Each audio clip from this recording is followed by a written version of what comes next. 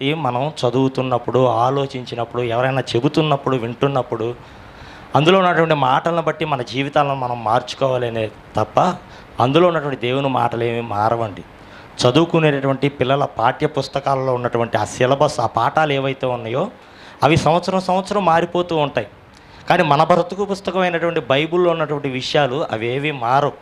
అందులో ఉన్నటువంటి మాటలను బట్టి మనమే మన జీవితాలను మార్చుకోవాలి. ఎందుకంటే ఇందులో చాలా గొప్పవైనటువంటి మాటలు దేవుడు మన కొరకు రాయించాడు. భక్తులను పరిశుద్ధాత్మ ప్రేరణతో భక్తులను ప్రేరేపించి వారి ద్వారా మన కొరకు రాయించి ఇచ్చాడు. ఇందులో ఉన్నటువంటి మాటలు అన్ని కాలాలలో ఉన్నటువంటి వారికి వర్తించే మాటలు. ఏ వయసులో ఉన్నటువంటి వారైనా సరే తమ జీవితాలను కట్టుకొని తాము పరలోకం, దేవుడున్న లోకానికి చేరుకోవడానికి కావలసినటువంటి మాటలే ఈ గ్రంథంలో ఉన్నాయి. కనుక అంత గొప్పగా దేవుడు మనకు రాయించి ఇచ్చాడు. కనుక ఆ గొప్పదైనటువంటి బైబిల్ నుంచి కొన్ని మాటలు ఈరోజు మనం ఆలోచిద్దాం. ఈరోజు వాక్య పఠనాన్ని చదువుకున్నాక మరలా వచనాన్ని చదువుదాం. హెబ్రీలకు రాసినటువంటి పత్రిక 10వ అధ్యాయం 5వ వచనం. కాబట్టి ఆయన ఈ లోకమందు ప్రవేశించినప్పుడు ఇలాగు చెప్పుచున్నాడు, బలియు అర్పణయు నీవు కోరలేదు కానీ నాకొక శరీరమును అమర్చితివి, పూర్ణ హోమములను పాప పరిహారార్థ బలులను నీకు ఇష్టమైనవి కావు. అప్పుడు నేను గ్రంథపు చుట్టలో నన్ను గూర్చి వ్రాయబడిన ప్రకారము దేవా నీ చిత్తము నెరవేర్చుటకు చాలండి, ఇదిగో నేను వచ్చి ఉన్నానంటండి. ఏమండి, మహనీయుడైనటువంటి యేసుక్రీస్తుల వారు మహిమగల ఆ లోకాన్ని విడిచి ఇదిగో మనలాంటి రక్తమాంసములు కలిగినటువంటి దేహాన్ని ధరించుకొని ఆయన వచ్చాడు. ఆయన వచ్చింది తండ్రి ఆయన ఒక శరీరాన్ని అమర్చింది దేనికంటే తండ్రి చిత్తాన్ని నెరవేర్చడానికి వచ్చాడంట. మరి తండ్రి చిత్తంలో ఏమున్నాయంటే యేసుక్రీస్తుల వారు చేయవలసినవి ఎన్నో పనులు ఉన్నాయి. ఆయన చెప్పవలసినటువంటి విషయాలు ఎన్నో ఉన్నాయి. ఆయన ఈ భూమి మీదకు వచ్చినప్పుడు పరలోక సంబంధమైనటువంటి విషయాలు ఎన్నో చెప్పాడు. ఆత్మ సంబంధమైనటువంటి సంగతులను ఎన్నో చెప్పాడండి. ఆ చెప్పినటువంటి మాటలు ఈ కాలంలో కాదు, ఆ కాలంలో ఉన్నవారే ఎంతోమంది అపార్థం చేసుకున్నారు.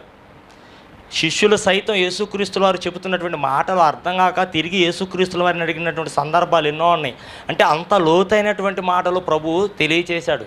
కనుక ఆ మాటలు మనకు అర్థం కావాలి అని అంటే మనం పరిశుద్ధాత్మను పొందుకొని దేవుని యొక్క సహాయాన్ని వేడుకొని మనం ఆలోచించాలి. అలా ఆలోచించేప్పుడు ఆ మాటలు మనకు అర్థమవుతాయి. కనుక యేసుక్రీస్తుల వారు ఈ భూమి మీదకు వచ్చినప్పుడు తన జీవితంలో చివరి రాత్రి ఆయన పలికినటువంటి ఒక మాటను ఏమంటే చాలామంది అపార్థం చేసుకొని బోధిస్తున్నారు. ఆ మాట ఏంటో చూద్దాం. మత్తయి సువార్త 26వ అధ్యాయం, మత్తయి సువార్త 26వ అధ్యాయం 39వ వచనం అండి. కొంత దూరము వెళ్ళి సాగిలపడి, నా తండ్రి సాధ్యమైతే ఈ గిన్నె నా యొద్ద నుండి తొలగిపోనిమ్ము, అయినను నా ఇష్ట ప్రకారము కాదు నీ చిత్త ప్రకారమే కానిమ్మని ప్రార్థించును. చాలండి. ఏమంటే ఇప్పుడు మనం చదువుకున్నటువంటి లేఖనాన్ని మీరు అలాగనే ఆలోచిస్తూ మరొక వచనాన్ని చదవండి. యోహాను సువార్త 18వ అధ్యాయం, సాధ్యమైతే ఈ గిన్నె నా యొద్ద నుండి తొలగించమని ప్రభు చెప్పిన మాటను మనం చదువుకున్నాం. అది అలానే ఆలోచిస్తూ మరొక వచనాన్ని చూడండి. యోహాను సువార్త 18వ అధ్యాయం 11వ వచనం అండి. యోహాను సువార్త 18వ అధ్యాయం 11వ వచనం. ఆ దాసుని పేరు మల్కు. యేసు కత్తి వరలో ఉంచుము, తండ్రి నాకు అనుగ్రహించిన గిన్నెలోనిది నేను త్రాగకుందునా అని పేతురు గారితో అనెను. ఏమంటే పేతురు గారితో యేసుక్రీస్తుల వారు చెబుతున్నటువంటి మాట ఏమంటున్నాడంటే, తండ్రి నాకు అనుగ్రహించిన గిన్నెలోనిది నేను త్రాగకుందునా అంటే నేను త్రాగకుండా ఉండలేను, నేను త్రాగుతాను అని పేతురు గారితో యేసుక్రీస్తుల వారు చెబుతున్నటువంటి మాట. మరి ఇక్కడ మత్తయి సువార్తలో మనం ఏం చదువుకున్నాం? తండ్రి సాధ్యమైతే ఈ గిన్నె నా యొద్ద నుండి తొలగించు అంటున్నాడు. అక్కడ యోహాను సువార్తలేనేమో తండ్రి నాకు అనుగ్రహించిన గిన్నెలోనిది నేను త్రాగకుందునా అంటే నేను త్రాగకుండా ఉండలేను, నేను త్రాగుతానని పేతురు గారితో చెబుతూ ఇక్కడికి వచ్చేసరికి ఏమంటున్నాడు?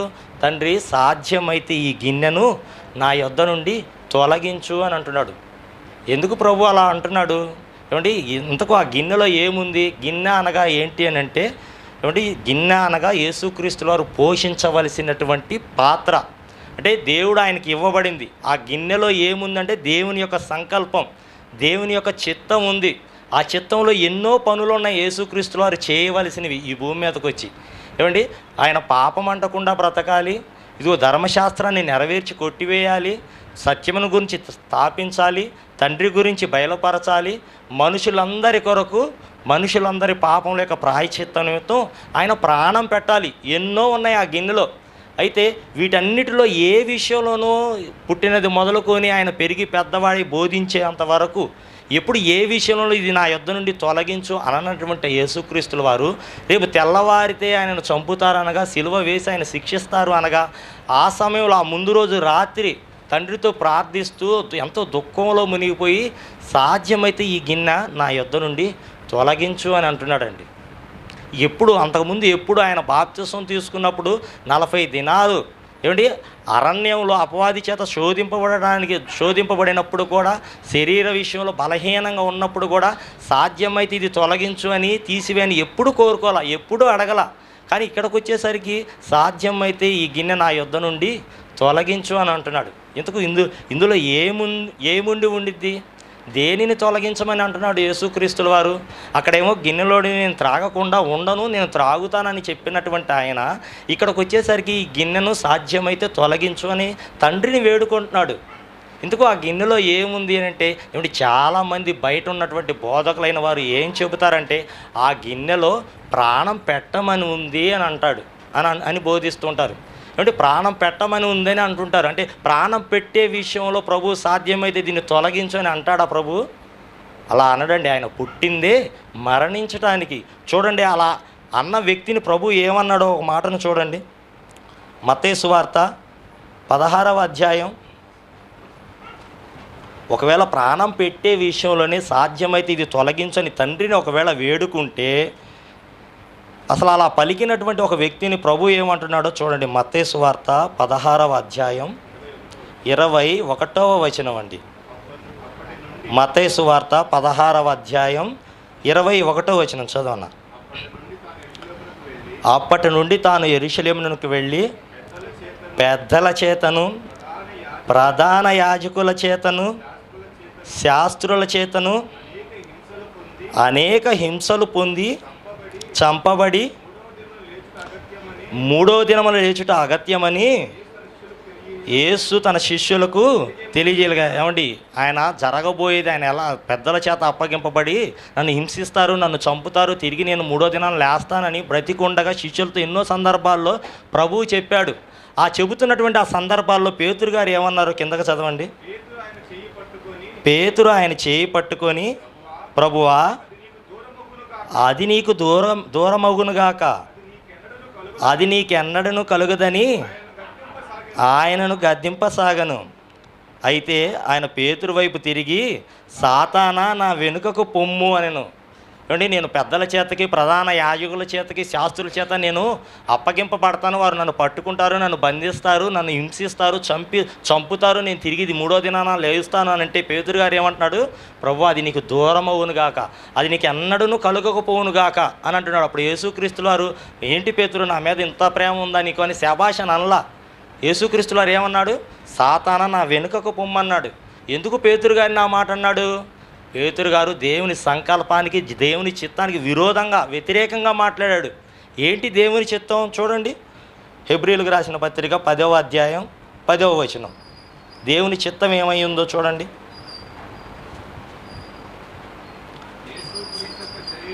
యేసుక్రీస్తు యొక్క శరీరము ఒక్కసారి అర్పింపబడుట చేత ఆ చిత్తమును బట్టి పరిశుద్ధపరచబడి ఉన్నాం. అనేవండి, దేవుని చిత్తమును బట్టి మనం పరిశుద్ధపరచబడి ఉన్నామంట. ఎలా? ఆయన యందు అనగా యేసుక్రీస్తు నందు ఆయన శరీరం ఒక్కసారి బలిగా అర్పింపబడాలన్నది దేవుని చిత్తం. మన నిమిత్తం, మన పాపముల నిమిత్తం యేసుక్రీస్తుల వారి యొక్క శరీరం ఒక్కసారి అర్పింపబడాలన్నది దేవుని చిత్తం. అయితే ఆ దేవుని చిత్తానికి విరోధంగా, వ్యతిరేకంగా పేతురు గారు ఏమన్నారు? అది నీకు దూరమవునుగాక, అది నీకు కలుగకపోవునుగాక అన్నప్పుడు యేసుక్రీస్తుల వారు ఊరుకోలేదండి. వెంటనే ఆయన చెప్పాడు, సాతానా నా వెనుకకు పొమ్మన్నాడు. అంటే పేతురు గారు పలికినటువంటి మాట ఆయన మాట కాదది, దుష్టుడి మాట, అపవాది మాట. ఏమండి అక్కడ యేసుక్రీస్తులో ప్రాణం పెట్టే విషయంలో అది నీకు దూరమవును గాక అని అంటే పేతురు గారిని ఊరుకోలేనటువంటి ప్రభువు ఇక్కడ తన దాకా అంటే తన ప్రాణం పెట్టే సమయానికి వచ్చేసరికి సాధ్యమైతే ప్రాణం పెట్టే విషయంలో ఇదిగో ఈ గిన్నె నా యొద్ద నుండి తొలగించు అని అంటాడా? అనడండి. ఇంకా కిందకు చదవండి ఆ మత్తయి సువార్తలోనే పేతురు గారి సందర్భంలో, మత్తయి సువార్త 16వ అధ్యాయం 25వ వచనం అండి. మత్తయి సువార్త 16వ అధ్యాయం, తన ప్రాణమును రక్షించుకొనుగోరువాడు దానిని పోగొట్టుకొనును, నా నిమిత్తము తన ప్రాణమును పోగొట్టుకున్నవాడు దానిని దక్కించుకొనును. అంటే తన ప్రాణాన్ని రక్షించుకోవాలి, ఈ లోకంలో తన ప్రాణాన్ని కాపాడుకోవాలనుకున్నవాడు దానిని పోగొట్టుకుంటాడంట. నా నిమిత్తమును, సువార్త నిమిత్తమును తన ప్రాణాన్ని పోగొట్టుకున్నవాడు దాన్ని రక్షించుకుంటాడు. అంటే తన జీవాన్ని కాపాడుకుంటాడు, పరలోకానికి చేరుకుంటాడు అని చెబుతున్నాడు. అంటే యేసుక్రీస్తు వారు బ్రతికుండగా తన శిష్యులతో ఏం చెప్పాడంటే, ఇది నా నిమిత్తం, సువార్త నిమిత్తం మీరు మీ ప్రాణాన్ని పెట్టండి అన్నాడు. ఇంకా చాలా సందర్భాల్లో కూడా ఏమంటాడంటే, ఇదో నేను ప్రాణం పెడతానికి వచ్చానని ఎన్నో సందర్భాల్లో చెబుతాడు. అంటే నా నిమిత్తం మీ ప్రాణాన్ని సువార్త నిమిత్తం పెట్టండి అన్న ప్రభువు తన దాకా వచ్చేసరికి ఇదో ప్రాణం పెట్టే విషయంలో సాధ్యమైతే ఈ గిన్నె నా యొద్ద నుండి తొలగించు అంటాడా? అక్కడ శిష్యులకేమో మీరు ప్రాణం పెట్టండి నా నిమిత్తం అని చెప్పిన ప్రభు తన దాకా వచ్చేసరికి ఆయన ప్రాణం పెట్టే సమయానికి ఇదో సాధ్యమైతే ఈ గిన్నె నా యొద్ద నుండి తొలగించంటాడా? ప్రాణం పెట్టే విషయంలో ఒకవేళ ప్రభు ఆ మాట అంటే అనడండి. ప్రభు బ్రతికున్నప్పుడు ఎన్నో విషయాలు చెప్పాడు, తను ప్రాణం పెట్టడానికి నేను వచ్చానని. ఇదో నేను పరిచారం చేయించుకోవడానికి రాలేదు, ప్రాణం పెట్టడానికే వచ్చానని అంటాడు. ఇదో మంచి కాపరి గొర్రెల కొరకు తన ప్రాణం పెట్టును అంటాడు. ఇదో నా ప్రాణాన్ని ఎవడు తీసుకోలేడు, నా అంతటా నేనే దాన్ని పెడతాను అని అంటాడు. అంటే ఎన్నో సందర్భాల్లో తన ప్రాణాన్ని పెట్టడానికి నేను వచ్చానని చెప్పినటువంటి ప్రభువారు తన ప్రాణం పెట్టే సమయానికి వచ్చేసరికి ఆయన సాధ్యమైతే దీనిని నా యొద్ద నుండి తొలగించు అంటాడా? ప్రాణం పెట్టే విషయంలోనే ప్రభు ఒకవేళ చెబితే బ్రతికున్నంత వరకు నేను ప్రాణం పెట్టడానికి వచ్చాను, ఇది నా నిమిత్తం మీరు ప్రాణం పెట్టండి అని శిష్యులకు, ప్రజలకు, సమాజానికి తెలియజేసిన ప్రభువు తన దాకా వచ్చేసరికి ప్రాణం పెట్టే సమయానికి ఇది సాధ్యమైతే దీన్ని తొలగించు అంటాడా? ప్రాణం పెట్టే విషయంలో ఒకవేళ తండ్రి సాధ్యమైతే దీన్ని తొలగించు అని అనుకుంటే కాదండి. మరి ఎందుకు ఆ మాట అన్నాడు అని అంటే, ఇంకా మరికొంతమంది ఏమని అంటారంటే, ఏమంటే ఆయన భవిష్యత్తు ఎరిగిన వాడు కనుక ఇదిగో తెల్లవారితే ఏం జరుగుతుందో, తనని ఎలా శిక్షిస్తారో, తన ఎలా చంపుతారో, ఎలా సిలువ వేస్తారో, తనని ఎలా చిత్రవతకు గురి చేస్తాడో భవిష్యత్తు ఎరిగిన వాడు కనుక కాస్త శరీర విషయంలో ఉన్నాడు కనుక, బలహీనంగా ఉన్నాడు కనుక కాస్త ఆలోచించాడు, కాస్త భయపడ్డాడు కనుక సాధ్యమైతే ఈ గిన్నె నా యొద్ద నుండి తొలగించు అని అన్నాడని ఆ విషయాన్ని చెబుతారు. ఏమంటే యేసుక్రీస్తుల వారి శరీర విషయంలో, చంపేవారి విషయంలో, శరీరాన్ని గాయపరిచే వారి విషయంలో భయపడేవాడా? అంటే మత ఛాందస్తవాదులు కూడా, క్రీస్తు విరోధులు కూడా ఏమంటారో తెలుసా? ఆయన ఒకానొక సందర్భంలో ఇది నేను అబ్రహాము కంటే ముందుగా ఉన్నవాడని అన్నప్పుడు అక్కడ ఉన్నటువంటి యూదులు రాళ్ళు తీసుకొని ఆయన్ని చంపాలని చూస్తారు. అప్పుడు యేసుక్రీస్తులు తప్పించుకొని వెళ్ళినట్టుగా ఉంటుంది. మరొక సందర్భంలో తండ్రి నేను ఏకమై ఉన్నానన్నప్పుడు అదే యూదులు రాళ్లతో ఆయన కొట్టి చంపాలి అనుకున్నప్పుడు ఆయన దేవాలయంలో దాగి మరొక దారిని వెళ్ళాడు. అంటే ఆ సందర్భాలు వాళ్ళు తెలుసుకున్నప్పుడు వాళ్ళు ఏమంటారో తెలుసా? ఏం ప్రభు అండి, ఏం వేసండి, ఆయన పిరికోడండి, వాళ్ళు యూదులే రాళ్ళు తీసుకుని కొడటానికి వెళ్తే పారిపోయాడండి అని యేసుక్రీస్తుల వారి మీద దుమ్మెత్తి పోస్తూ ఉంటారు, బురద జల్లుతూ ఉంటారు. అంటే వాళ్ళు రాళ్ళు తీసుకుని కొడుతున్నారని ఆయన పారిపోలా, తన గడియ రాలేదని వెళ్ళాడు. తాను ఇంకా చేయవలసింది ఉంది, శిష్యులకి, సమాజానికి చెప్పవలసింది ఉంది, తను చేయవలసిన పని ఉంది కనుక తప్పించుకుని ఆ సమయానికి పక్కకు వెళ్ళాడు. తన గడియ రాలేదని వెళ్ళాడు. అదే ఆయన గడియ వచ్చినప్పుడు ఆయన ఏం చేశాడో చూడండి. మత్తయి సువార్త 26వ అధ్యాయం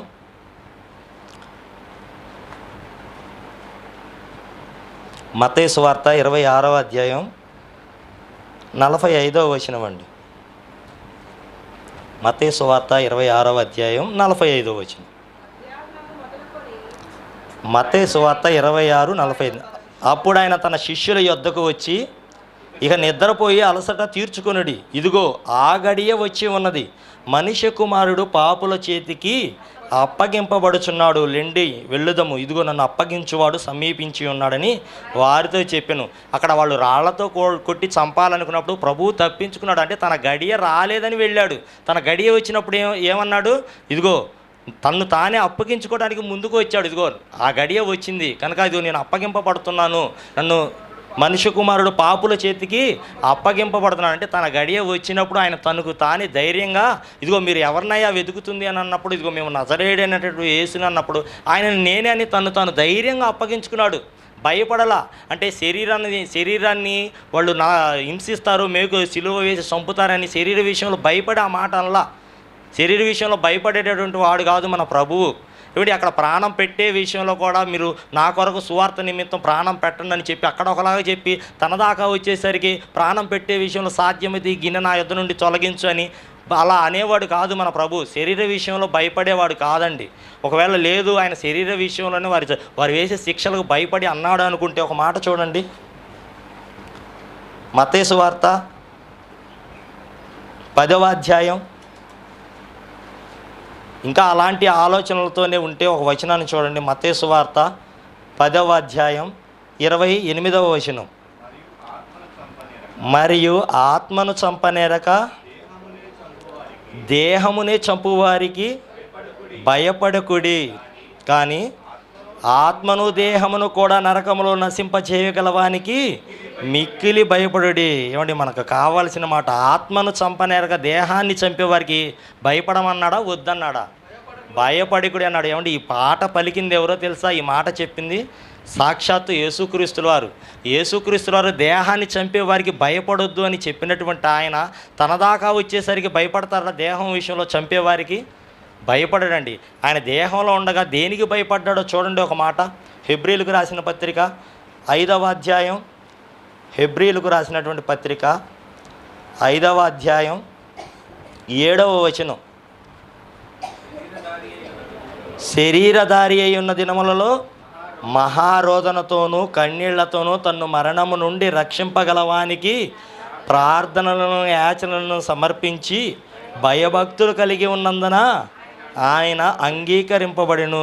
చాలండి. ఏమంటే శరీరధారి అయి ఉన్న దినాలలో శరీర విషయంలో ఆయన భయపడలేదంట. మరి దేనికి భయపడ్డాడు? మరణము నుండి రక్షింపగలవానికి ప్రార్థనలను యాచనలను సమర్పించి భయభక్తులు కలిగి ఉన్నాడంట. అంటే మరణము నుండి రక్షింపగలవానికంటే ఏ మరణం? రెండవ మరణం అండి. రెండవ మరణం నుండి రక్షింపగల దేవుని పట్ల ఆయన ప్రార్థనలు యాచనలు సమర్పించి భయభక్తులు కలిగి ఉన్నాడే తప్ప శరీర విషయంలో ఎక్కడా ఆయన భయపడలేదు. ప్రియమైన వాళ్ళరా, శరీర విషయంలో ఎప్పుడు ఆయన ఆలోచించలేదు. శరీర సంబంధమైనటువంటి బోధ ఎప్పుడూ చేయలేదండి. ఉంటే తిన్నాడు, లేదంటే పస్తులున్నాడు.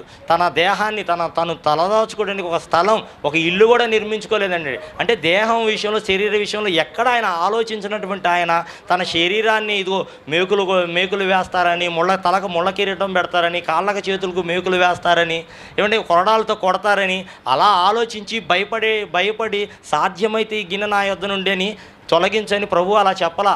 దేహాన్ని చంపే వారికి భయపడొద్దు అన్న ఆయన ఆ దేహాన్ని చంపే వారికి ఎప్పుడు దేవుడు యేసుక్రీస్తుల వారు భయపడరండి. అక్కడ ఒకలాగా చెప్పి ఇక్కడ ఒకలాగా చెప్పేవాడు కాదు మా ప్రభు. 100 విషయాలు చెప్పాడంటే ఆ 100 పాటించి బోధించాడు. తన జీవితంలో తన బ్రతుకులో ఆయన చెప్పిన విధంగా ఆయన బ్రతికాడు. అలాంటి ఆయన దేహాన్ని చంపే వారికి భయపడండి. మరి కానీ అక్కడ సాధ్యమైతే ఈ గిన్నె నా యొద్ద నుండి తొలగించని ఏ విషయంలో అన్నాడో ఒక మాటను చూద్దాం. కొరింథీయులకు రాసినటువంటి 2వ పత్రిక.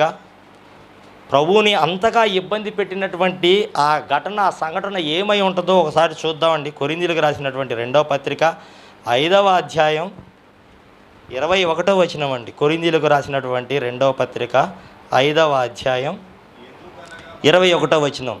ఎందుకనగా మనం ఆయన యందు దేవుని నీతి అగునట్లు పాపమెరుగని ఆయనను మన కోసము పాపముగా చేసిన. ఏమంటే మనం దేవుని ఎదుట మనం నీతిమంతులుగా పరిశుద్ధులుగా అవ్వాలంటే దేవుడు ఏం చేశాడంట? పాపం ఎరుగని ఆయనను మన కోసం పాపముగా చేశాడంట. మనం నీతిమంతులం పరిశుద్ధులం కావాలని మన నిమిత్తం ఇదిగో మన పాపాలను తన కుమారుడి పైన మోపాడు. ఏమంటే అప్పుడు ఎంతగా యేసుక్రీస్తులు బాధపడి ఉంటాడో ఒకసారి ఆలోచించండి. ఏమంటే ఈ లోకంలో ఒక నీతిమంతుడిని యథార్థంగా బ్రతికేవాడిని ఒక మాట అనండి ఎంత నొచ్చుకుంటాడో, ఎంతగా బాధపడతాడో. అలాంటిది ప్రభు పుట్టినది మొదలుకొని మరణించేంత వరకు ఆయన ఏ పాపం చేయలేదండి. ఆయన ఏ దోషం లేదు. ఏమంటే యేసుక్రీస్తుల వారు ఆయన పరిశుద్ధుడు, పవిత్రుడు, నిష్కల్మషుడు, పాపం అంటకుండా బ్రతికిన వాడు, పాపములో చేరనటువంటి వాడు, అంత పవిత్రుడు. ఇదిగో మన పాపములు తన మీద మోపబడుతున్నటువంటి ఆ సందర్భాన్ని చూసి కొంత ఆవేదన చెందాడు.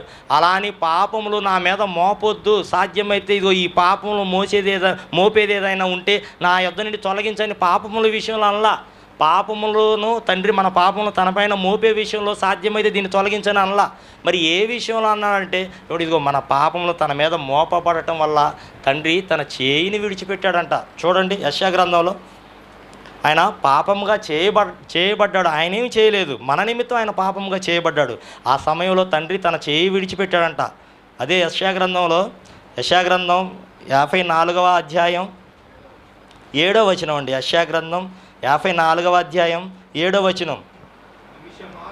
నిమిషము మాత్రము నేను విసర్జించితిని, గొప్ప వాత్సల్యముతో నిన్ను సమకూర్చిదని. ఏమండి, తండ్రి యేసుక్రీస్తుల వారిని ఒక నిమిషం మాత్రం విడిచిపెట్టాడంట, నిమిషము మాత్రం విసర్జించాడంట. ఎందుకు? ఇదిగో మన పాపములు తన పైన మోపబడటం వల్ల, ఆయన పాపముగా చేయబడటం వల్ల తండ్రి తన చేయి విడిచిపెట్టాడు. యేసుక్రీస్తుల వారు ఆ ఎడబాటుని తండ్రి ఎప్పుడైతే తన చేతిని విడిచిపెట్టాడో ఆ ఎడబాటును తట్టుకోలేక భవిష్యత్తు ఎరిగినవాడు కనుక ముందుగానే ఆ సందర్భాన్ని తలుచుకొని, తండ్రి ఇదిగో నువ్వు నా చేయి విడిచిపెట్టి ఆ సందర్భం, ఆ గిన్నె, ఆ పాత్రలో ఆ సీను, ఆ సందర్భం ఏదైతే ఉందో సాధ్యమైతే దానిని నా యొద్ద నుండి తొలగించు అన్నాడే కనుక ఇదిగో దేహం విషయంలో వారు తలకు ముళ్ళు కిరీటం పెడతారని, వాళ్ళు శిక్షించి సిలువ వేసి చంపుతారని దేహం విషయంలో భయపడి కాదు ప్రేమైన వాళ్ళ. అది భయపడుతూ కష్టంతో చేయలేదు, ప్రభు ఇష్టపడి చేశాడు. ఎవరంటే ఇష్టం? నువ్వు నేను, మనమందరం, మనుషులందరంటే ప్రభువుకి ఇష్టపడి ఆ త్యాగాన్ని ఆయన జరిగించాడండి. ఏమంటే మనం పాపులుగా ఉండగానే, మనం పాపముతో ఉండగానే ప్రభు మనల్ని ప్రేమించి ప్రాణం పెట్టేంతగా మనల్ని ప్రేమిస్తే, ఏమంటే ఆయన త్యాగాన్ని, తండ్రి ప్రేమను తెలుసుకొని మనం మన జీవితాలను మార్చుకొని బాప్తిసం పొంది దేవునిలోనికి వచ్చి దేవునిలో ఎదుగుతూ ఆత్మీయంగా బలపడుతూ ఉంటే ఇంకెంత మురిసిపోతాడండి తండ్రి, ఇంకెంత ప్రేమగా ప్రభు మనల్ని చూసుకుంటాడు, ఇంకెంత గొప్పగా చూసుకుంటాడండి.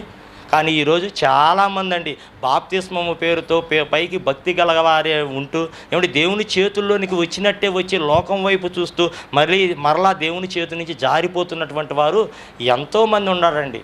వాళ్ళు సిలువ వేసి ఆయన హింసించి చంపిన ఆ బాధ కంటే ఇదిగో దేవునిలోనికి వచ్చి నువ్వు మరలా లోకం వైపు చూసి దేవుని చేతుల్లోంచి జారిపోతున్నావే, ఆ బాధే దేవునికి, ప్రభువుకి ఎక్కువగా ఉంటుంది ప్రియమైన వాళ్ళారా. కనుక అలా దేవునిని బాధ పెడుతూ మనం ఇలానే దేవునికి విరోధంగా, లేదంటే పేరుకి చర్చికి వస్తూ మరలా లోకంలో కలిసిపోయి మనం ఇష్టం వచ్చినట్టు బ్రతుకుతూ దేవునిని బాధ పెడుతూ ఇలానే మరణించి మనం నిత్యమైన బాధలోనికి చేరుకునేలాగా మనం ఉండకూడదండి. కనుక దేవుని ప్రేమను, ఆయన కుమారుని యొక్క త్యాగాన్ని గుర్తించి వారికి విలువలను ఇచ్చే విధంగా మన జీవితాలను మనం మార్చుకుంటూ ఉన్నతంగా దేవునిలో మన జీవితాలను కట్టుకోవాలి. కనుక సాధ్యమైతే ఈ గిన్నె నా యొద్ద నుండి తొలగించు అని ప్రభువు పలికింది ప్రాణం పెట్టే విషయంలోనో, వారు సిలువ వేసి చంపుతారని వారికి భయపడో కాదు ప్రియమైన వారలారా. ఇదిగో మన పాపములు తన పైన మోపటం వలన తండ్రి తన చేయి విడిచిపెడతాడు. ఏమిటి? తండ్రితో అన్యోన్య సహవాసం కలిగి తండ్రి పనులలో ఏకమయ్యి తండ్రితో ఉన్నటువంటి ఆ బంధాన్ని ఒక క్షణం దేవుడు విడిచిపెట్టేసరికి ఆయన తట్టుకోలేక సాధ్యమైతే ఇదిగో ఇది నా యొద్ద నుండి తొలగించు అని అన్నాడు. మరి ఆయనకు భవిష్యత్తు ముందుగానే తెలుసు కదా. తెలిసి ఎందుకు అన్నాడంటే ఆ బంధం విలువ ఎంత గొప్పదో మనకు అర్థం కావాలని ఆయన పలికాడు ప్రియమైన వాళ్ళ. కనుక ఆలోచించండి, వాస్తవానికి దగ్గరగా ఉందని తెలియచేస్తూ ఈ వివరణ ప్రార్థన చేసుకుందామని నా మాటలు ముగిస్తున్నాను. ప్రేమగల తండ్రి, కృపగల దేవ, మహోన్నతుడ, మహాగణుడ, మమ్మల్ని మిక్కిలిగా ప్రేమించినటువంటి మా ప్రియమైన పరలోకపు కన్న తండ్రి, మీ ఘనమైన నామమునకు మరొకసారి వందనములు, స్తుతులు, స్తోత్రములు దేవా. తండ్రి, మీ కుమారుడు ఈ భూమి మీదకి వచ్చి ఆయన పలికినటువంటి మాటలను ఎంతోమంది అపార్థం చేసుకుంటూ తప్పుగా బోధిస్తున్నటువంటి వారు ఎంతోమంది ఉన్నారు. కనుక ఆయన మాటలలోని అర్థమేంటో లోతుగా ఆలోచించి ప్రభువును సాధ్యమైతే ఈ గిన్నె నా యొద్ద నుండి తొలగించని అంతగా ఆయన ఇబ్బంది పెట్టినటువంటి ఆ సంఘటన మీరు తన చేయిని విడిచిపెట్టడం వల్ల, ఆ బంధం కోల్పోవటాని వల్ల ఒక క్షణం తట్టుకోలేక అలా అడిగాడే కానీ మరొకటి కాదు అని మీ బిడ్డలతో పంచుకున్నటువంటి ఈ మాటలను బట్టి, ఈ విషయంలో మీరు చేసిన సహాయాన్ని బట్టి మీకే కృతజ్ఞతాస్తుతులు, స్తోత్రములు తండ్రి. ఇంకా జరగవలసినటువంటి కార్యక్రమంలో మీ తోడును, మీ సహాయాన్ని అందించమని కోరుకుంటూ యేసుక్రీస్తుల వారి నామములో ప్రార్థించి మీ యొక్క సహాయాన్ని అడిగి వేడుకుంటున్నాం తండ్రి. ఆమేన్. మంచిదండి, అందరికీ మరొకసారి వందనాలు.